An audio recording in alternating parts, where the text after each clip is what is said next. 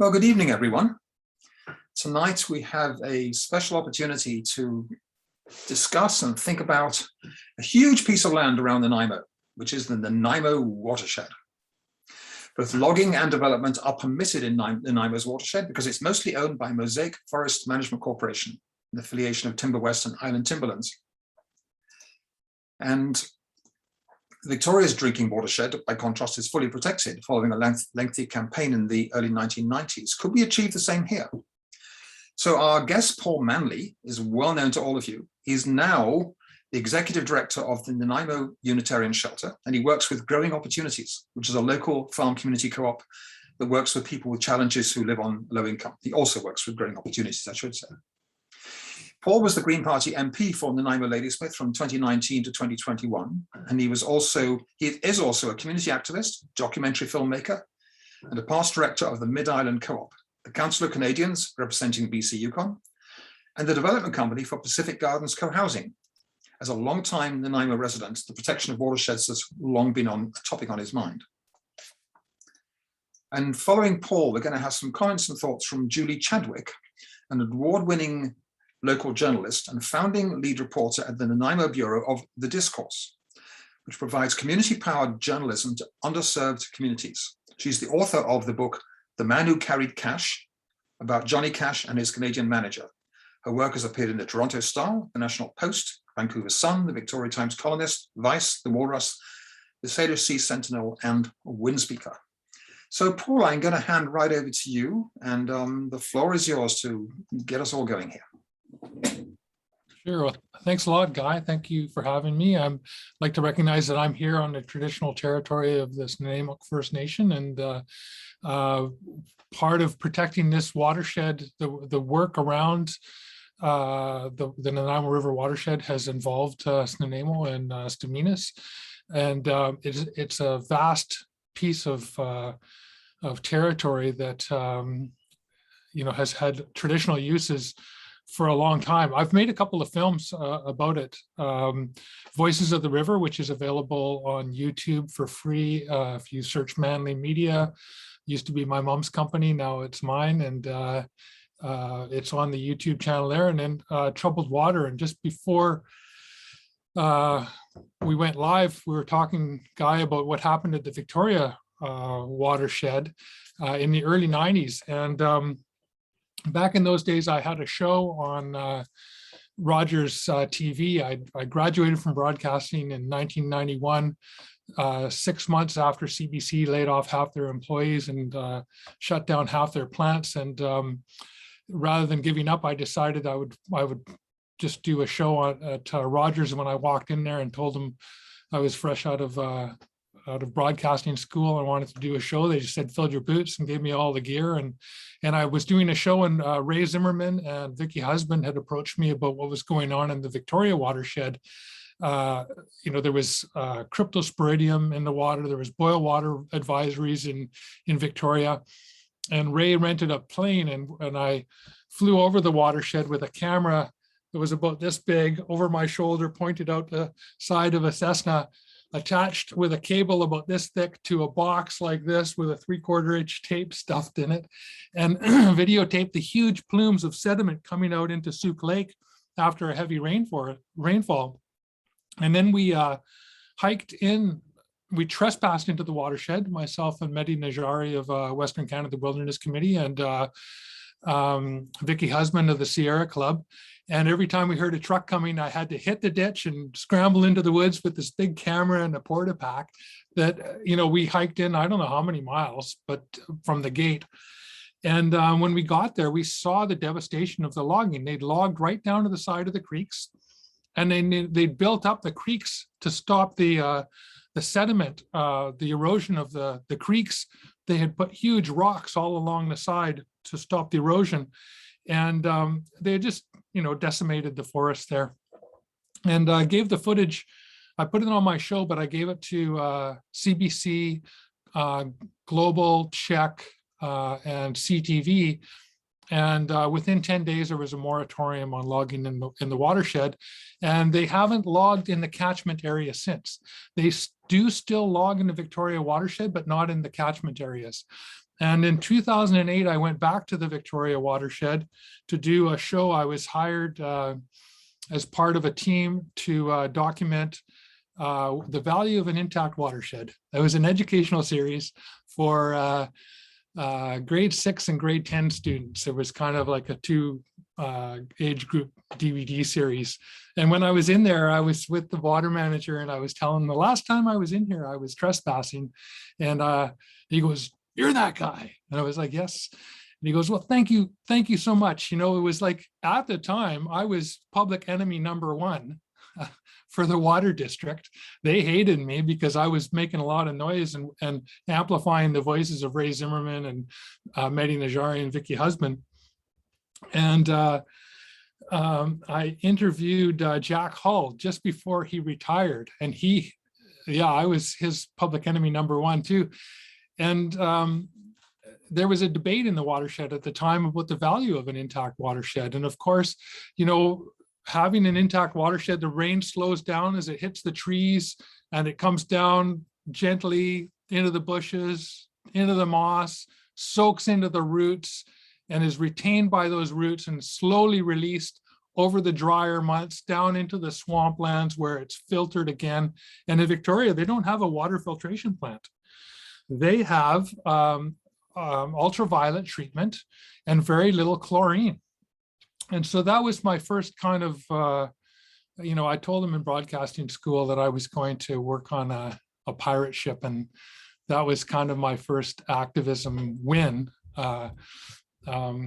with that. I then later on, when I moved to Nanaimo, I did an expose on spraying fertilizer in the Nanaimo Watershed. So at the time it was owned by Weyerhaeuser, international forest giant, and they were spraying fertilizer from helicopters. And just a few years earlier, Ingmar Lee and a bunch of tree planters were poisoned by fertilizer packets. So they were out tree planting, and they all were getting rashes and nosebleeds and headaches and nausea, throwing up. And so they had the fertilizer tested. And when they tried to get the city of Nanaimo and the water district to test it, but they wouldn't do it. So they sent it to a lab over in Vancouver, and it came back and it had dioxins and furans and heavy metals in it. And then they figured out where the fertilizer was coming from. And one of the companies, I can't remember the name of the other one. This is all in my documentary, Troubled Water, by the way, which is free on YouTube. One of the companies, Frit Industries, was sued by some farmers. And this one farmer had taken this fertilizer and used it on all this one set of fields. And then on another set of fields, he hadn't used that fertilizer. And on the set of fields where he used the fertilizer from Frit Industries, everything died. And on the other one, the plant survived. And it turns out that Frit Industries was buying carbon from the scraping of smokestacks of steel mills and pulp mills in the United States and selling that as fertilizer. And so it was loaded with dioxins and furans and heavy metals, and that was what was being sprayed in our watershed. And I got a helicopter tour up there at the time, and the mountains around the watershed were stripped bare, and they wouldn't give me the footage of the spraying, but they showed me the footage of the spraying. So they say, oh, you know, here's a creek right here, and the helicopter's flying along and it's dumping the fertilizer, and then it stops and then flies over the creek and then it starts again. And I was like, so none of that other stuff, like, you know, when it rains, none of that flows into the creek, that flows into the lake. Like, you're kidding me. And they were like, no, and we tested all, and they showed me the tests and everything else. And they tried to convince me otherwise, that it was all safe, and I would have none of it. And I put the show on Shaw, and they don't spray there anymore. And when I did Voices of the River, I pressed them on it again. And, you know, it's just one of these things where we have to be eternally vigilant about what goes on with, you know, with our drinking water. I'm going to share a presentation with you now. And this is something a presentation that I have shown. Oh, let me just see here. This one here. Way too many things on my screen. Can you see this? Can you see my mouse? Yes, you want to go to full view mode. We've got all the side stuff and the top stuff as well. Okay. I will go to full zoom. Let me see, full screen. There we go. Can you see it full screen? Not yet. No, didn't work. Okay. Try again. Let me just, I'm going to stop sharing for a second and figure out my tech on the other side here. I lost the menu for it. I've known that happen. If you press F11, that might get away from big screen, and then those menu bars might come back, and then you have to hit slideshow. Okay.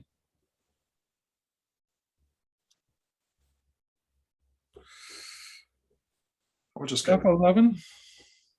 You entertain them for a little while, would you please? F11. That sounds like a non-Macintosh thing. Yeah, or there'll be a square in the lower right-hand corner that, you know, to minimize it, that it's not full screen, but I think F11 gets you away from full screen. I think it just said you were there before. Just click show slideshow. You're almost there. I saw the button to press. You go back to sharing. We'll talk you through it. Meanwhile, I posted Paul's movie Troubled Water into the chat, and I saw that it had been shown 89,000 times. It's been viewed. Okay, here we go. Can you see it now? Yes, perfect. Okay. So this is a presentation I did for the RDN last year, and of course, we all know that we're in a climate emergency. We've seen record heat waves and the deaths, the shore animals killed, a billion seashore animals died in the heat wave, hundreds of fires burning, and we're in a climate emergency. And then the east coast of Vancouver Island was in a stage 4 level drought, and we're in an extreme situation. So we're in a global crisis, and what can we do for local actions to meet the challenges of climate change? And we're also in a time of reconciliation. So what can we do to right a historic wrong? And there's an opportunity here in the Nanaimo drinking watershed and an opportunity for conservation. We often wonder why we see so many deer down here. If you ever go for a walk in the managed tree farm monocultures that we have, you'll find that you're in a biodiverse dead zone, that there's nothing for the deer to eat, so they're better off in the city. So just 150 years ago, last year, BC joined Confederation, and as part of that agreement, there was a railway built from Nanaimo to Esquimalt. It was originally supposed to go from Campbell River, but it went from Nanaimo instead. And in exchange for that, Robert Dunsmuir, the coal baron who owned the city or the towns of East Wellington and Extension and Ladysmith. Every time I touch my mouse, this thing's jumping around. Was also a cabinet minister in the pre-Confederation government and then in the government.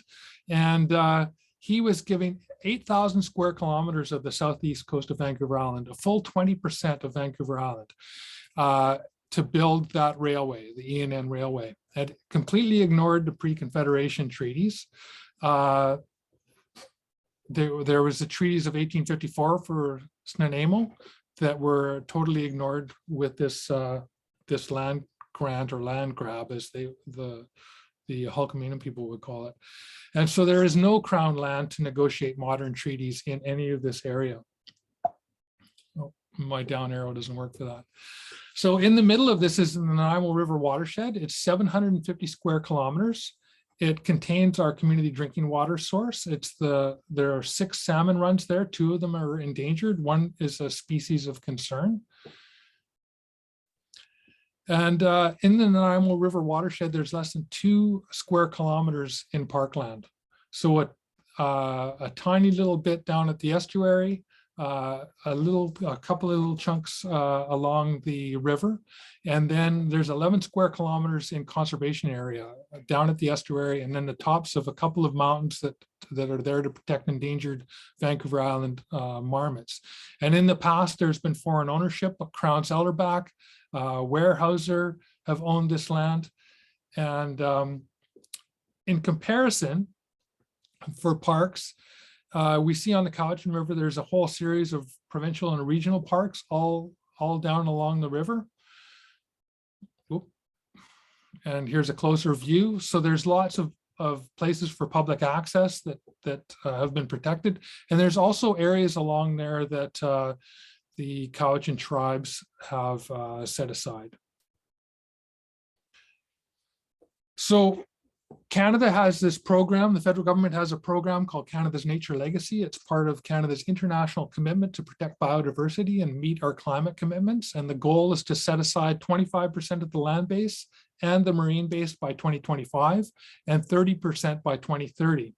And in the budget, 2021 budget, they committed $2.3 billion over 5 years. And there are several streams of funding. So there's pathways to Canada Target 1 challenge, which supports the creation of protected areas on provincial, territorial, municipal, and Indigenous lands. And this is the Natural Infrastructure Fund. The Natural Heritage Conservation Program, which supports the creation of protected areas on private land. And then enhancing the integrity and connectivity of Canada's protected and conserved areas network. And then finally, the establishing of new Indigenous protected and conserved areas, or IPCAs, to support Indigenous engagement and conservation.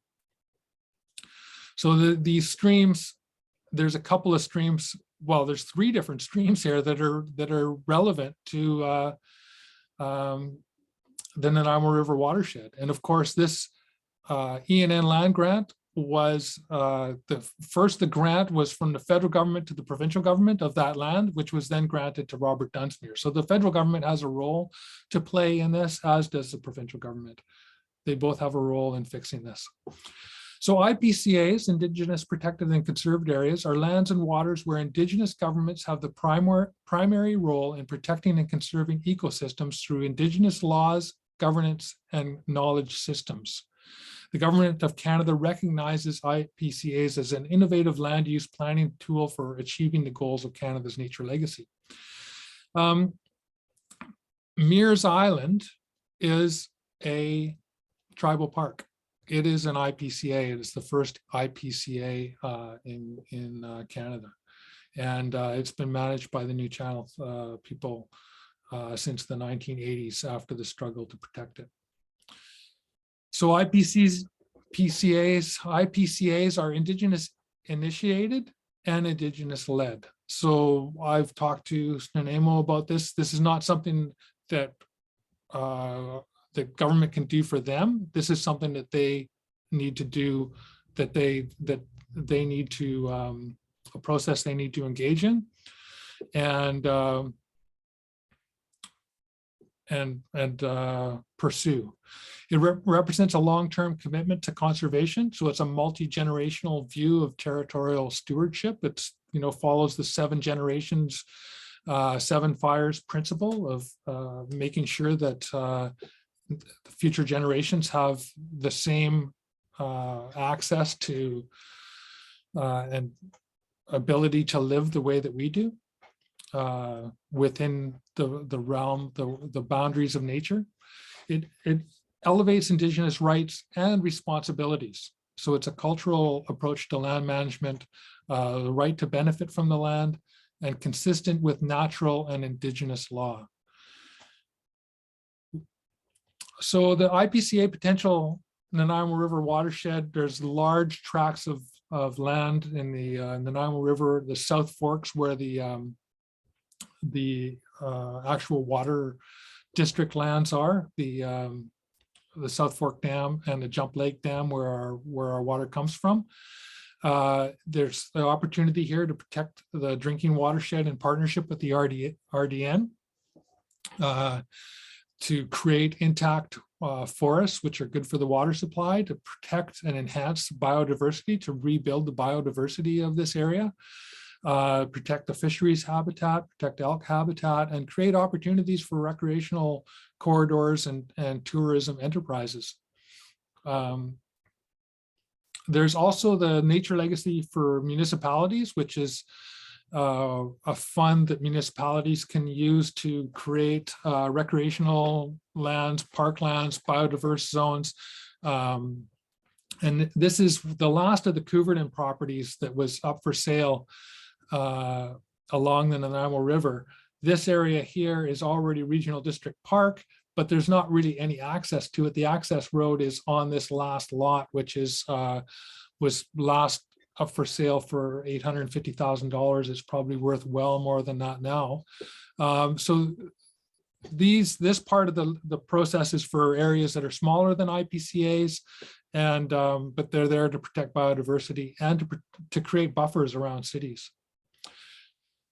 Protective green belts. So this would allow for, fire-resistant broadleaf species to thrive in a mixed forest. And we know that diverse forests are fire-resistant. They're, tree farms are not forests, and they are very susceptible to disease, and they're also susceptible to wildfire. So these monoculture trees burn really quickly. You don't have the ground cover that slows things down. And there's been test burns and studies. This one here is a test burn on aspen, and aspen is fire resistant. It is a tree that is sprayed with glyphosate to kill it off after the forest industry's been through. The same way they spray alder and maple to kill them off because they're not commercially valued trees. And under the BC Forest Act, there's only a small percentage that's allowed to thrive in forest land. So they spray them all to kill them all off, and then they create the conditions for wildfire. So we need to ban the use of glyphosate in our forests, and we need to protect our wetlands, which are also good barriers for wildfire. So we're in a climate emergency, and we need to take action and increase the resilience of our communities to global warming. So that was my presentation to the Nanaimo Regional District. I'm just going to flip back here because I want to show you, it's not really on this presentation where the watershed is, but this is our drinking watershed right here. This whole valley, Jump Lake, there's Jump Lake. This is South Forks of the Nanaimo River, and the South Forks Dam is somewhere in around here. And when you go from Jump Lake up over the ridge and cross over the ridge, you're in Lake Cowichan. That's how far south the Nanaimo River watershed goes. And you could see that it's down here. This is Stamina's territory. There's kind of like shared territory in a lot of these areas. So I'm going to stop that share and I will pass the baton. That's fantastic, Paul. Many thanks. There's a whole lot of learning to do there. So Julie, if you'd like to unmute yourself and let your brain and your thoughts fly free. I had one quick question, Paul. When one of the images on there showed like a bunch of red, basically where all the ENN land grant land is, what was that red indicating? Oh, the last map that had all the red, that was the drought area. Isn't that crazy? How it was just right in that privately owned forest land area? Like exactly, I don't know. I just found the image quite striking. Pretty much.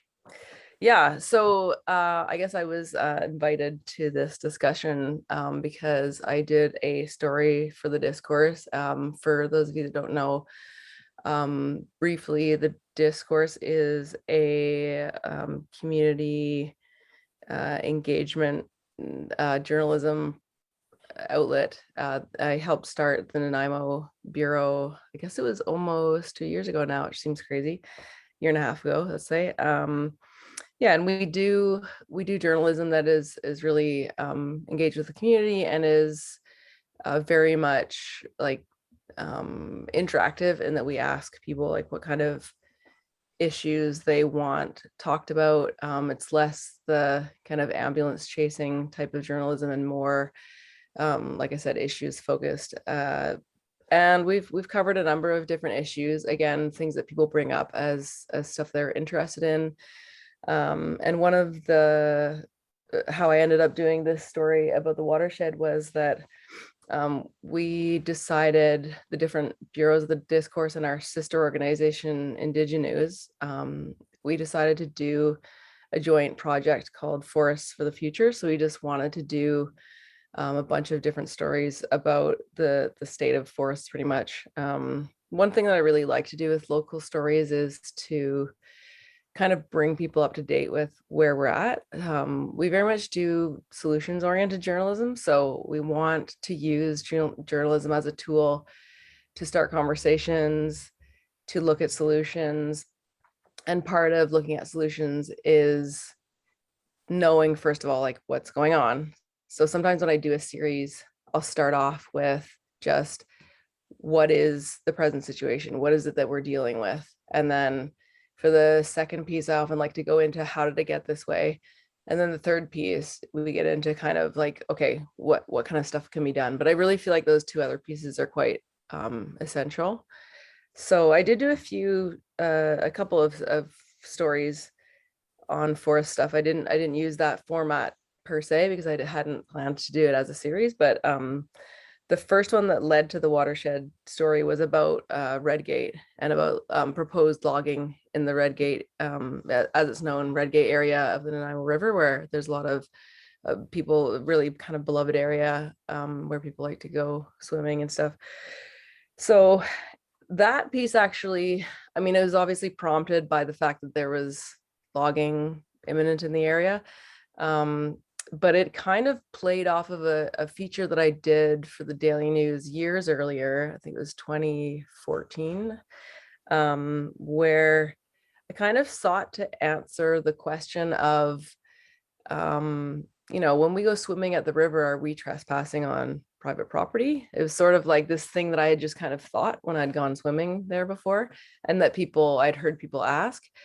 And I think the answer to that question was really interesting. And that's how I came to what Paul was talking about, the ENN land grant, and realizing, there's this huge corporate giveaway that had happened that really changed the entire trajectory of where we live, of history, of Indigenous land title rights. Like it is such a huge part of our local history, and is really, again, like I feel like not known enough, considering how powerful it is and how much it influences.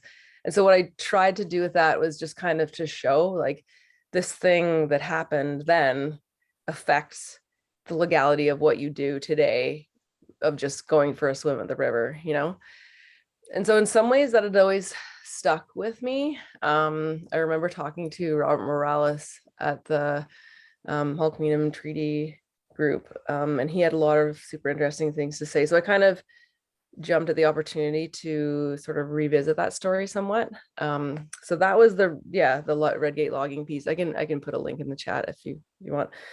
And then while I was doing that piece, me and my editor Lauren were talking, and there was like sort of a side thing about watershed stuff that came up, and it ended up being kind of too much to put in the story, because it came down to the issue of protecting the river and all of the associated things with that. And then it was sort of like, well, yeah, like there's the whole issue of drinking water and flooding and all the associated things with protecting a watershed and not just a recreational area. So she just said quite famously, as she often does, well, why don't you just do like sort of a little side piece? Like we'll take this stuff, we'll take it out because your article's getting really long, as it always does. And we'll just do like a short side thing on the watershed. And of course that then became a like fairly long feature, because I guess once I start getting into a topic, I just, there's just so much to it, right? So I guess what I was attempting with this piece about the watershed was again, like kind of trying to just give people like a state, state of where things are at kind of overview. So I touch on a lot of different things in it. One thing that Paul had mentioned to me, I think actually before, while we were still discussing doing the Forest for the Future series, was we were like on a hike and he had mentioned the Indigenous protected and conserved areas, and he was really like, this is a super interesting thing. This is something that could really potentially work in terms of helping protect things like watersheds. And so I just kind of made a mental note of it, of like, oh yeah, that, we're going to be doing this forestry series. I want to dig into that and look at, what potential that has. And we can get into that. Paul's probably better at like giving the details of that. But I do touch on that in the story, and why that's interesting, especially for Nanaimo, is because unlike Victoria and the Capital Regional District, we are not in the, the fortunate or sort of forward-thinking place that they are in terms of owning our watershed, and maybe being in the place of just acquiring more pieces, kind of where they're at, which is amazing. And this is something that Paul actually long advocated for way back, like when the conference center was being built, and when that kind of thing, like the purchase of our watershed, was actually possible, and could have been possible for the similar amount of money as what we spent on the conference center, which is a really interesting comparison.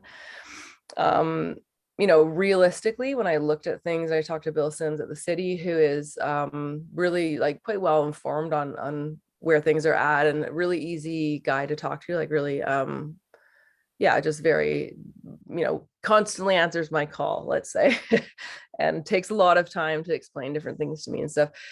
To be realistic where we're at now, I would say it would be a lot more of a challenge, just price wise and stuff, to do something like that, like to outright purchase it.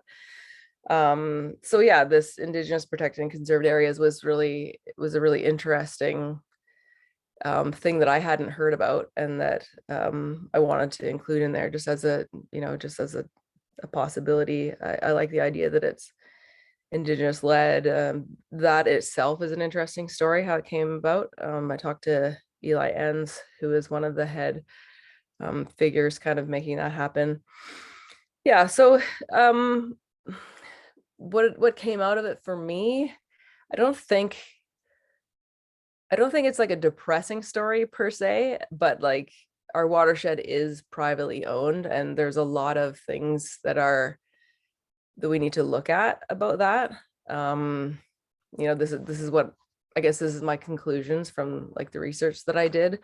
Bill Sims had a lot of interesting things to say in terms of his relationship, or sort of like the city's, what he personally saw in terms of Mosaic's position, and he spoke fairly highly of their intentions as a forestry management company, and that he felt pretty confident in where they were at with protecting the watershed, and that they made it a high priority, and that a lot of what they were doing was pretty like state of the art, and that they were very open, and there's tours and all, there was a lot of like, and I think he, I don't think it was just a rosy view. He does kind of know what he's talking about. I guess what came out of that for me was just, okay, we might be in a position at the moment where things are pretty good, but it still is a very vulnerable position to be in, because as with a lot of things, we're still beholden to the morality and goodwill and perhaps altruism of a private company. And ultimately they have other priorities that they are obligated to put first, so again, all of this stuff I think is part of a much wider conversation about things like ecosystems, watersheds, old growth forests. How do we even put a price on these things? How do we even value them? Are they even things that you can privately own?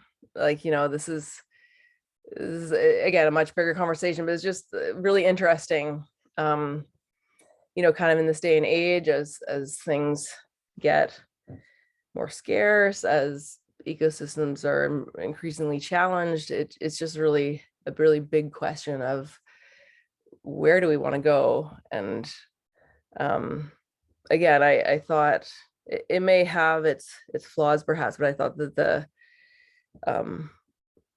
Indigenous protected and conserved areas definitely, like, at least presented an example of something else, an example of it, like another way of doing things besides just the community buying something, which is increasingly out of reach, or a private company owning it and us kind of begging them to please don't ruin everything for all of us.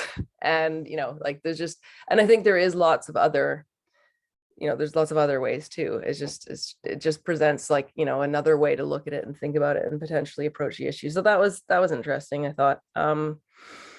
Another thing that I did with the story was to just sort of explore what other communities have done, what challenges have existed, and then, what other possibilities exist, like just in terms of what other communities have done. So I did look at the Capital Regional District and how they managed to, have ownership over their watershed. And then looked just a little bit, like the Discourse had already done a story on this, so I just kind of linked to and talked a little bit about the municipality of North Cowichan and how they've managed to they've adopted like their own form of forest management that involves harvesting some trees and to generate some revenue for the protection of other areas. It's tricky, right? Like, this was something that Bill Sims brought up that I thought was a really valid point, was that it does require a lot of staffing and money, and it's not just a matter of, oh, let's just buy the watershed and yay, it's saved. It's like you do still need, and this was some of his hesitation, I guess, in terms of just like going down that road at this point, especially at this juncture for Nanaimo, was just kind of like, we would need a lot of things in place in terms of just like, getting the staffing and being able to like manage it. And like I think that's definitely perhaps not an issue in terms of they can't do it, but an issue like for the Capital Regional District. But then also, another way of looking at that is just maybe that's an opportunity. Like, maybe with lots of environmental issues, maybe there's a whole, like, in reorienting our economy, our way of thinking around to stewardship, to repairing things that have been wrecked, like salmon streams. And maybe that's where we want to put our money and our staffing and our like it's just a matter of making things happen, right? It's a matter of prioritizing things. It's like, okay, so it needs staff. Like, that's just a lot of these questions are kind of like, just how do we get from here to there? And a lot of it, that is just a matter of, does this matter enough? Like, is this important enough? So I thought it was quite interesting that one of the things that came up, and I didn't go super deeply into it, but I read a lot about it, was just that the Forest Practices Board report that came out in January, I guess that's still, January of this year. And they talked about the need to facilitate water protection across the province, even in designated community watersheds. So it just really struck me, as a lot of these things do, that there still really isn't a whole lot in place to protect watersheds, which just seems crazy. Is similar to the mining industry, where, like, when I was reading the recommendations and the Mount Poly thing happened, the recommendations for the mine, and it was like, reading between the lines of what the recommendations were, it was like, have someone who's monitoring the levels of the tailings pond. Like, you guys don't even have that. Like, so it's just sometimes amazing just how little like exists that is actually, and then even if there is laws that exist to sort of prevent certain things or protect, it's also a matter of like, well, who is even enforcing this, right? Like, so yeah, there's a lot of work to be done there. That's always a bit like. Well, thanks, Julie. Yeah. Yeah.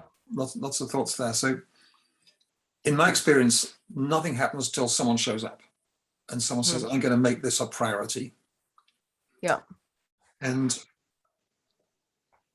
we are in this decade of crucial change. Things are going to get a heck of a lot worse before they get better. And the big idea that we should be protecting 30% of the world's nature by 2030 and 50% by 2050, it's got a nod from the federal government, and there's some money put towards it. But it appears nowhere in any of the discussions that I've come across at regional district level. It's regional districts that are governing the rural areas and the forested areas. It appears nowhere on the Mosaic Forest side. So Paul, when you bring up the IPCAs, the Indigenous Protected and Conservation Areas, and the potential for a major initiative to work between the Nanaimo and the regional district and the city, who get the water from it, and Mosaic and the provincial government and the federal government, to arrange for, as a minimum beginning, the actual drinking water watershed to be put under an IPCA management, and for Mosaic to be asked, what is your commitment to protect 25% of all your land by 2030 and 50% of all your land by 2050? It's big ideas, but we need big ideas. What's your, do you think we can go down that road, Paul? Yeah, well, this is, I've had multiple meetings with Mosaic about this, and I was, just before the election, I was in the process, we were just getting to the point of signing of the 4 First Nations in the Nanaimo-Ladysmith riding to sign a protocol agreement on the development working together on IPCAs. And so Eli Enns was, I was working with him. I met with him in Ottawa and had lots of discussions around this. And I've talked to Mosaic about the portion of the Canada's Nature Legacy that falls under private lands and the protection of private lands. Eli has struck a deal with Mosaic to put part of these private forests into a conservation process as carbon capture, carbon trading process. There's a couple of things just because Julie was bringing them up. One is the idea of forest management. And like, who the heck managed the forests beforehand? I mean, they were used for harvesting and very selective logging by First Nations. But who's managing Carmanah-Walbrand right now? Like, does somebody need to go in there and tell the trees what to do and the bushes and orchestrate anything? No, this is a natural forest, and this is what natural forests do. And the other thing is that right now, yeah, Mosaic owns this, and I've taken drives up into this territory with people in the forest companies, and the conversation in the truck is always different than when the camera gets turned on, because they all drink the water and they know. So they were concerned about the spraying and stuff too, but they weren't going to talk about it on camera. And when they work for Weyerhaeuser, this is private land. It could be sold at any time to a foreign entity. It could be like a state-owned corporation from China or Saudi Arabia or another American corporation or wherever, right? That has no connection to this land at all. The mineral rights are included in the ENN land grant, and they could be mining in this area. I'm going to share my screen again, and I'm going to just play video while I talk and while I rant. And watch out, he's getting ranty. Get ranty. just to show you, so this is the South Forks Reservoir. That dam that you saw, that's the original dam. This is the Jump Lake Dam. This is the logging above the Jump Lake Reservoir in 2004. So this, like that, let's just go back and have a look at that image and think about it for a second. Like, look at that. What is that? There's not a there's not a tree on that mountain except for a few little strips. And then, down in the valley, that's all been logged already. So all of these mountains have been done like that. That is not forest management. We've spent as much money on a filtration plant as this 250 square kilometers was worth. Like back in 2005, when we were building a convention center, that's what I was saying. Why are we building a convention center? Let's buy the watershed. That's a legacy for the future. The convention center is a boondoggle, right? We're going to be paying for the convention center for decades to come. And this is what we need for future generations. Let's preserve and protect it. But, politicians love to put their names on things that are concrete for their legacy, right? That's, some politicians anyway. But, I've heard these arguments before. Well, we can't, it would mean managing it, and that the Capital Regional District bought the Leech River watershed, right? They already own the Souk Lake watershed. They bought the Leech River watershed. Why did they do that?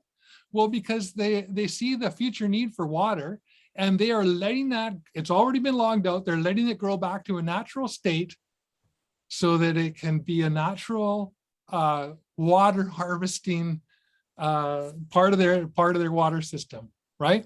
A natural filtration system. And they're thinking that they bought the Leech River thinking 50 years down the road. And we're just not on that plan at all. So Paul, we got let's get some discussion going. June has her hand up. June, do you want to share your thoughts? You're muted. You're unmuted. Yeah, I just I wanted to say to Paul, did you know that there's the 3 aggregate companies up in the watershed as well, Paul? And one of them was just caught with releasing a whole bunch of stuff down into the river that went down into the fish hatchery and killed a bunch of fish there. So, I mean, there's just so many things that matter. I was going to ask you too, Paul, the IPCAs, can that be done on private land?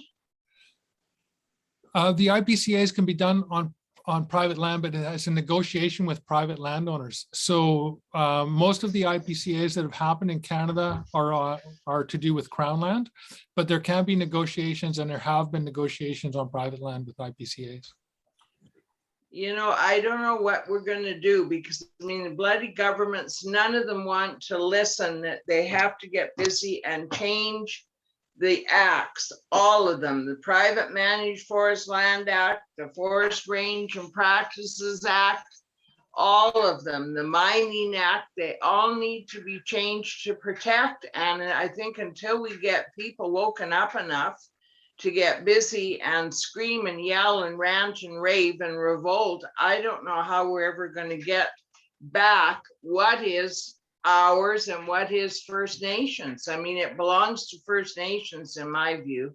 June, however, I won't go on. June, do you know the name of the aggregate company that dumped into the river that went down to the Yes, I've got it. It's in the notes. I can get that to you.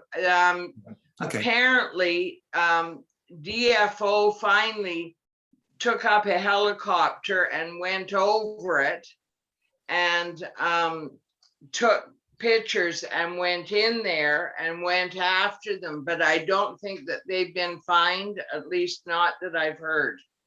Have they been fined? So I welcome other people to put any questions in the chat or to raise your hand if you want to speak, but I can't see everyone's hands because of the way the screens are arranged. So put a question in the chat.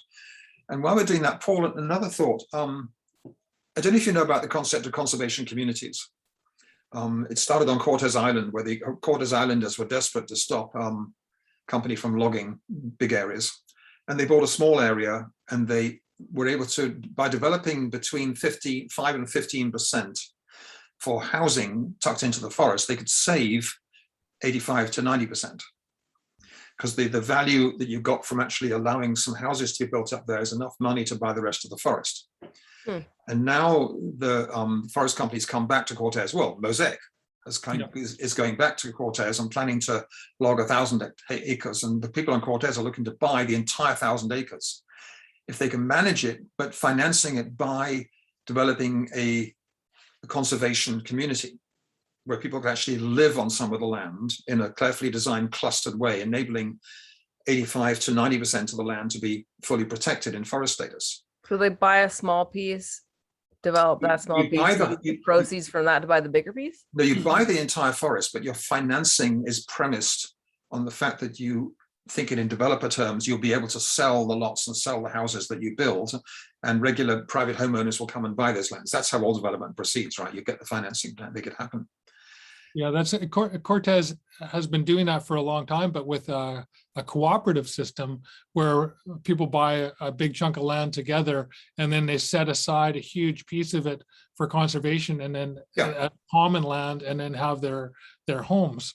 And that's a brilliant strategy for dealing with this, although it requires deep pockets and the ability. Well, the deep pockets are it's all to do with financing. Yeah. And governments can access extremely low levels of interest for financing. And if the project is not done for profit, any for-profit development normally wants 15% return to feed to their shareholders. So if you eliminate the profit motive and you get very low, close to zero interest financing, and if the regional district became involved in negotiating a purchase of the land from Mosaic, an arrangement when some of the land would be set aside to finance it, we'll have little villages in the forest, but the majority of the forest would be under IPCA protective management under the Nanaimo's auspices. You could have a financial formula that could go to Mosaic and said, simultaneously, you need people to make them feel embarrassed enough that they're doing nothing to contribute to the 25% by 2025 and 50% by 2050, that they might think they can get a feather in their cap. So on another score, just recently, when the Cable Bay Trail came up for Nanaimo City Council last week, and the owners, Harmac owned the lands to the west of the Cable Bay Trail, and they wanted to only allow a 50-meter buffer.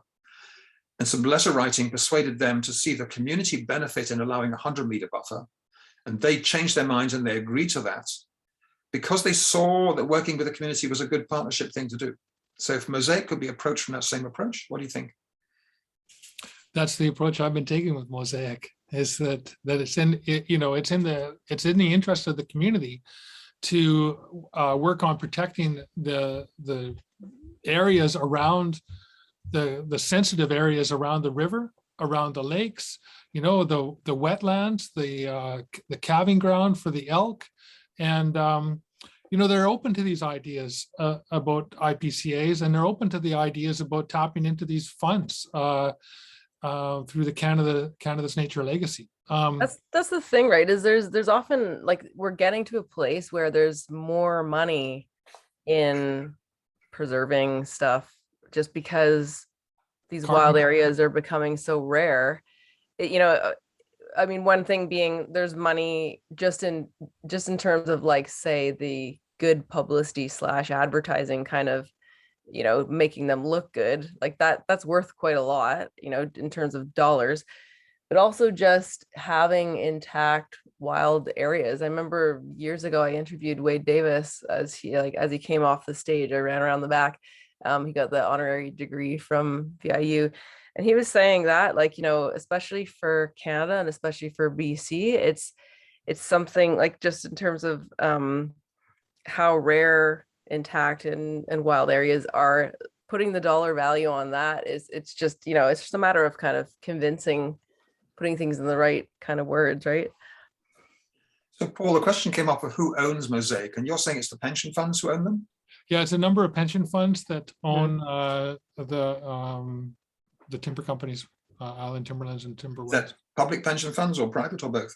Public pension funds. I think public service pensions. I would have to look into that, but it's even TimberWest got bought, like, just a few years back. There was a really interesting, I think Doug White was the chief at the time, and he made a really interesting sort of, like, resistance to it.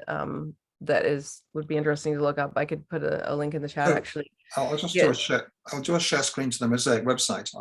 He was essentially like, you don't even have the right to be selling this. Like, So what the fuck, basically. nowhere Right? on Same the language. Mosaic website do they say who owns it. This is the closest they get. Their leadership, and they have Molly I can find Hudson's it. director of sustainability. Have you been talking? Who have you been talking to here, Paul? Domenico Ianardo. It's like none of the board members. Oh, yeah, Domenico. Is he in there? Yeah. Yeah, right there. That's him. He's in my Yeah, film. they are owned. Yeah, they are owned by pension funds. If you go to their, yeah, and so they're just a forest management company, but the owners is tied up with our pensions, and I think that's really beautiful because there's already that connection to our retirement planning, and this is longevity here, and so I like looking at the pension plans, preparing for the future. And one way is let's get these parks created. Let's get the land onto sustainable forestry production, or and then let's work with Indigenous people. Yeah. That's really where our pensions lie. Yeah, so there's various pieces that could come together if there was a group that was going to work on this. I mean, they say they're under the Sustainable Forestry Initiative, but that has really got no teeth to it. I mean, when the Yellow Point Ecological Society formed 6 years ago, we were trying to protect a 60-acre parcel that was owned by a private company, and they were certified by Sustainable Forestry Initiative. It was clear-cut corner to corner. There was not a single, apart from the mandatory stuff along the creek in the riparian zone. It doesn't say much for forestry standards, but there's the potential for something to happen here. Paul, is it just you work with, or are you working with other people to make things happen? Me? Yes, you, yes. I've been, well, I mean, I hire people to help with my films. But on this initiative of actually trying to make something happen to protect a big chunk of the Nanaimo watershed, I've worked with Vancouver Island Water Watch and Council of Canadians in the past, and then as an MP, I was just working directly with local First Nations, and I've always been really connecting on everything I do. I when I create a petition, or when I'm advocating, when I'm going to do presentations to council, I go and speak with the elders committee at Nanaimo, so they always know what I'm doing, and I ask for permission to do these things. Yeah. Right? This is their territory, and we need to be respectful of that. And so that's the whole process for me. And I do want to see a process that puts the control and authority of these lands back in the hands of First Nations, and done in a way like, that's why I like the IPCA model, because it is actually, it's a regional sustainable development model. It's not strictly conservation, because you can do things on the land, including selectively logging, selectively taking out gravel, but it's, building communities, etc. But it's all done with respect for the land, and in a way that ensures that future generations have the same enjoyment of that land in the same ways that their ancestors did, right? To be able to hunt and fish as formally as it says in the Treaty of 1854, right? So, and that's what when Eli Enns talks about IPCAs, he talks about rights and responsibilities, right? You don't have one without the other. You have rights to the land, but you have a responsibility to the land. And he's very, very clear about that and how that works with the model of the IPCAs. So, nothing is perfect. Indigenous people and the First Nations that have been affected by the ENN land grant are some of the most impoverished and land starved in British Columbia, right? Nanaimo has the smallest land base per capita of any reserve in BC. Yeah, it's so so there's a lot of reparation, and I think I look at this not as necessarily just as reconciliation. I look at it as reparation. Maybe we could get, this seems like there's a couple questions in here or comments. There were thoughts. I mean, Paul's showing that TimberWest, that Mosaic is made up of the two companies, TimberWest and Island Timberlands. TimberWest is owned by the British Columbia Investment Management Corporation and the Public Sector Pension Investment Board. And Island Timberlands is managed by British Columbia Investment Corporation and investing entities managed by the Alberta Investment Management Corporation. What strikes me is that, and he says it's also managed by Brookfield Asset Management, one of the largest corporations, that the fossil fuel companies are being, we talk about stranded assets if we take seriously our climate commitments and reduce our use of fossil fuels, but we also have to reduce our use of clear cutting, which is destroying forest carbon. So the concept of stranded forest investment assets really should be on the table. It's a good topic for an article, Julie, because no one's put that on the table before, that you can have stranded assets if we changed our policies around forestry to do what we need to do to protect the climate, protect the carbon. And sorry, what do you mean by stranded assets? Stranded assets are when you invest in a company and its value collapses on you and you can't sell those assets because no one wants them. If you Google stranded assets with climate change, you'll find all sorts of lot of work around the banks who are invested, banks and investment funds who invest in oil industry. Because if the oil industry did what was needed to cut back on production, those assets would be worthless. And this, we need to argue that the same should apply to forest companies who are still clear cutting the forest and destroying carbon, in as much as and contributing to the climate crisis, as much as the banks and the oil and gas industries are, people like Fortis. Right. It's like a puzzle, but I believe you can put these pieces together in a way that I was watching Survivor last night, and they had this final puzzle they had to make, and you put the pieces together on the puzzle. This can work. Yeah. There's a lot of outside the box kind of ways of approaching it for sure. It would require, because of the need to include the Nanaimo and everything we do on this one, it has to be done, very thoughtfully and with respect and care all the way through. Yeah. Paul Chapman has a question about the process to present to the Nanaimo First Nations Elders Committee. And that is a process of going down to the band office and asking to speak to the chief or the chief's executive assistant to be able to present to the Elders Committee. And sometimes it takes a long time. I think, with the last film I did, 5 Acres, all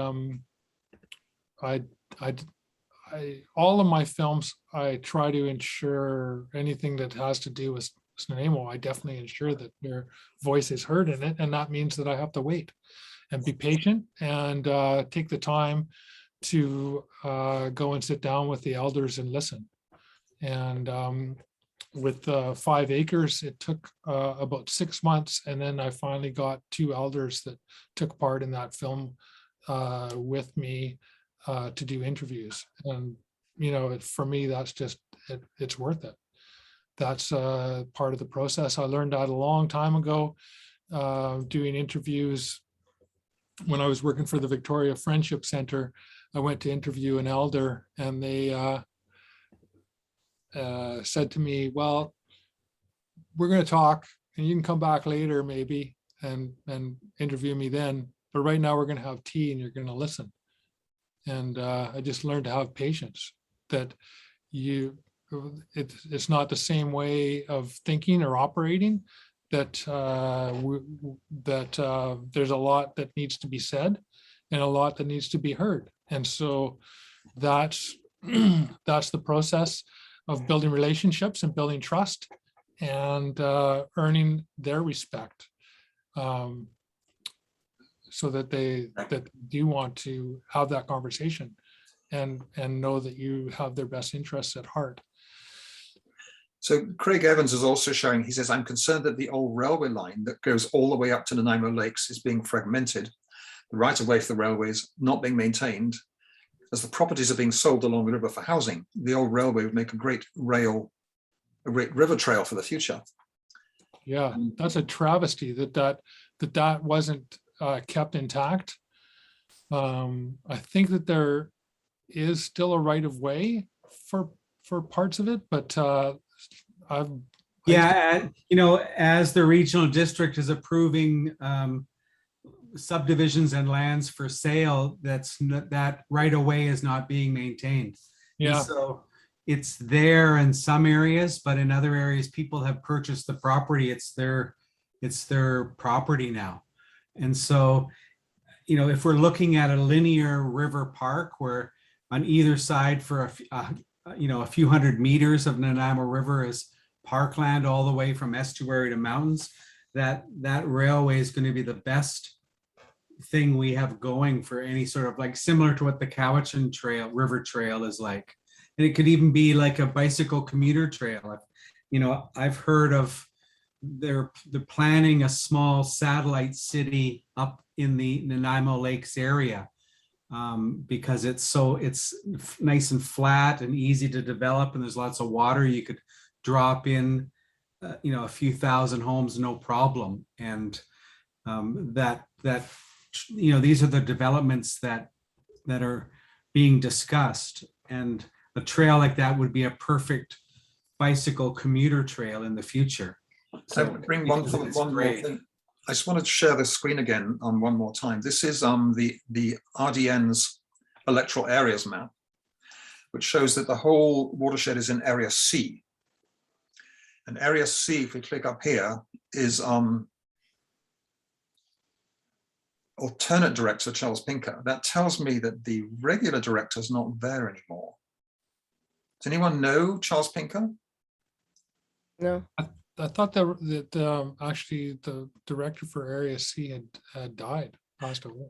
That's probably what's happened. So Charles Pinker, who is alternative director, has taken his place. And I tell you, the system for choosing alternative directors is entirely privately chosen by the director.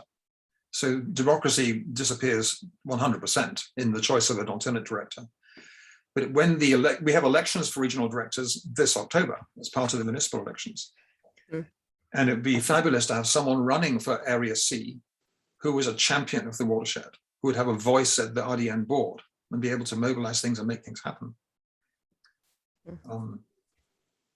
Just putting that thought out there.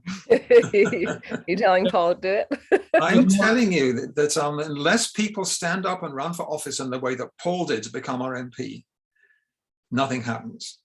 We need to get those majorities on our councils and our regional districts to make these decisions.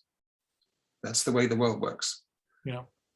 Yeah, Maureen Young was the director, and she passed away, and and they decided not to have a by-election. So now's the kind of time when I don't know where you live, Julie, but someone like yourself should put a name forward and say, yeah, I'll take on that role of being a regional director.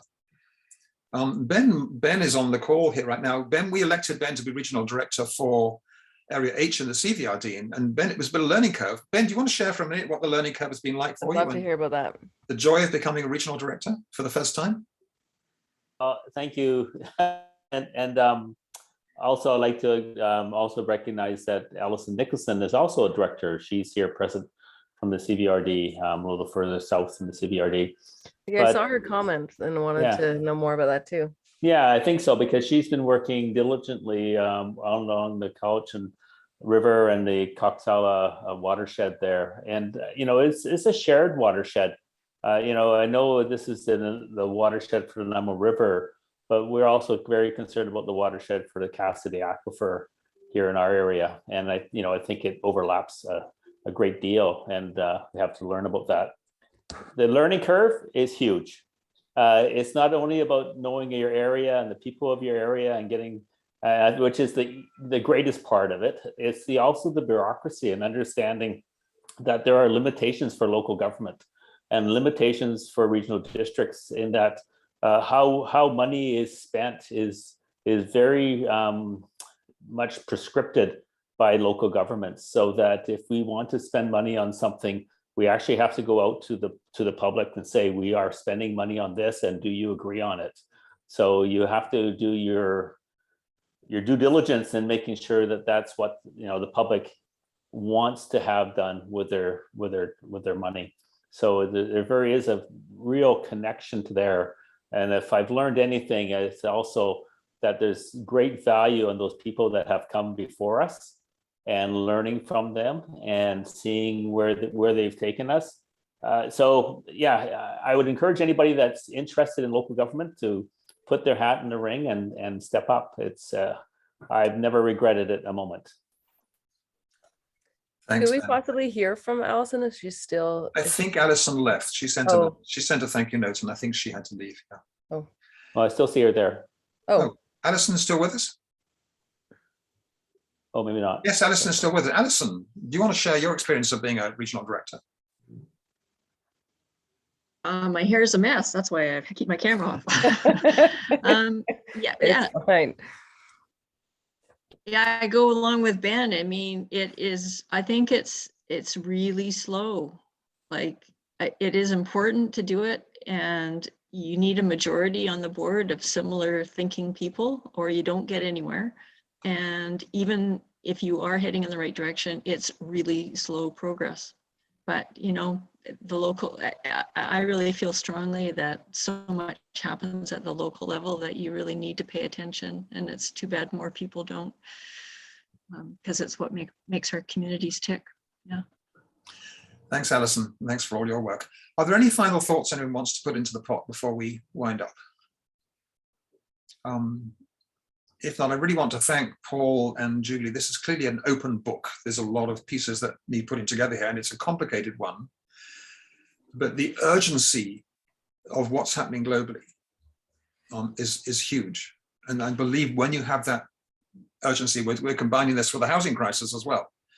And with all, you know, and with a food crisis about to arrive on us. And on Vancouver Island, we import 95% of our food, and half the farmland on the island sits doing nothing, with no food being growing on it. So the right politicians with the right clarity of thinking, you know, could, I think, start forming majorities to really have change coming through in a very positive, community-oriented way, in partnership with low-income peoples and with First Nations and with all together. So if we One final thought. Yes, yes, Julie. Just something that I've noticed, like in terms of reporting on stuff, and especially when I was looking into the Redgate stuff, was just watching the patterns of how things happen and change, and how, like, yes, I completely agree with, like, you know, being involved on a political level and all that kind of stuff, but also, like, especially on a local level, municipalities and councils and stuff are also very responsive to public pressure. It doesn't always go exactly in the way that people want it to, but just in terms of the process, like, even, you know, I was talking with Ben Gesselrocht about with the Redgate stuff, and he was saying how, you know, you have someone like the biologist Sasha, I can't remember her last name right now, but she made a presentation like just about the biology of the area, and, you know, made the presentation to the RDN, and that just the way balls get rolling, and how, you know, Bill Sims mentioned that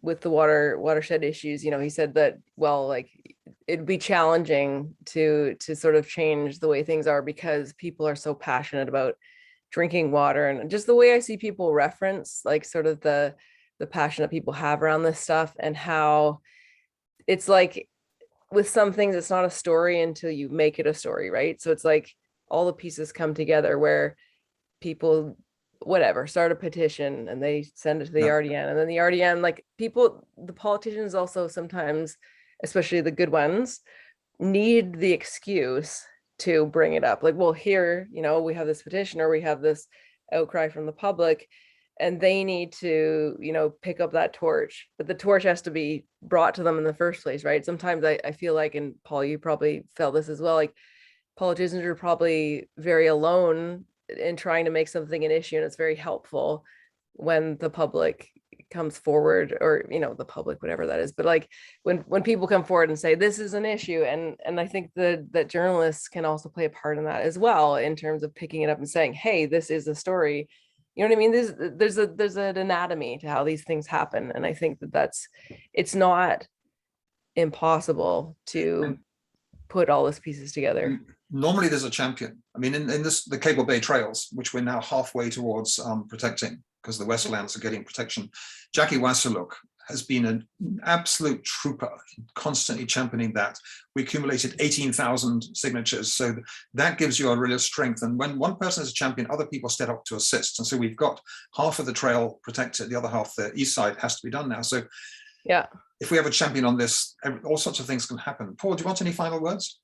Well, and just one last thing, like Paul, Yeah. what you were saying, sorry, it was like, don't doubt also that there isn't people within even the forestry companies who are just waiting for their own opportunity to go to a board meeting and say, hey, there's all this pressure, there's the story that's been done, there's the, you know, these 18,000 signatures, we need to do something here. I'm going to propose, you know, why don't we do this thing? It would make us look good. You know what I mean? Like there's people that are waiting to also play their own part, sometimes within the actual companies themselves. It's true. Shelam Zoo is asking whether we should be writing letters to the RDN to work on protecting waters. I think at this point, generic letters, both to the Nanaimo Bulletin and to the Discourse and to the RDN, are very valuable, saying this is something we need you to put your heads together and solve. You know, we haven't got a clear solution in mind yet, but get it on their radar. Paul, your final thoughts?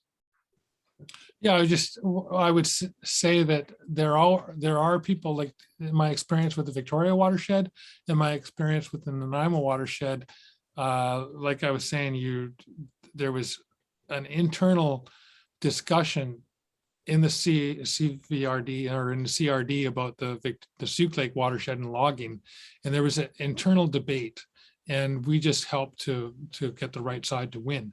And when I was going up to the Nanaimo River Watershed with people that worked in you know, for those companies, the conversation was different than when the camera turned on. So you know that there are people who are right thinking, they just need people to back them up. And when you elect politicians, you know, I tell people this, like, it doesn't end, your work doesn't end after you elect me. I need you to stand behind me. I need you to continue to fight with me, right? And that's, I'm not a politician anymore, but that's what people need to do is stand behind the people that they work to elect and get them to do the right thing. And when they are doing the right thing, to back them up and support them in those struggles, because it can be a lonely place for sure. Thanks. Pam is saying that June Ross and the Watershed Coalition are also champions. I want to wrap this up by two announcements. One for the CVRD, and hang on, I got to press the wrong button there. Two events we have coming up. Yes, the first is this coming Monday for anyone in the Cowichan Valley Regional District. We're holding a community circle to discuss what you want to see in our new official community plan. I just sent an email around about that, and it's also on the various Facebook groups. The second webinar coming up is very relevant to what we're doing this evening. And this is coming up literally in 2 weeks' time to discuss conservation communities with Doug McCarroff, who is the executive director of the Forest Stewardship Trust, and Dan Mortefi, the famous singer who lives on Cortez, who's been instrumental in founding the Forest Stewardship Trust and in protecting the forest on Cortez. So I'll be sending information about that out shortly, so you can sign up for that one. But that's another good opportunity to ask, how can the conservation community model, when you allow houses to be built in a small area, to protect 90% of the forest? So with that, I just want to send a big reaction out, like, you know, a big heart and thank you to our speakers, to Julie and Paul. Anyone else, I invite you. I'm going to go to full screen so we can see us all, our faces, that you can share your cameras and share your hearts and support for our speakers and all the work. And Paul, you've been a champion for so many years now. Yeah, and Julie, and the field of journalism, you're being such a champion. So thank you to everyone. And we'll talk again soon. Thanks, Guy. You're a champion. Good night. Thank you.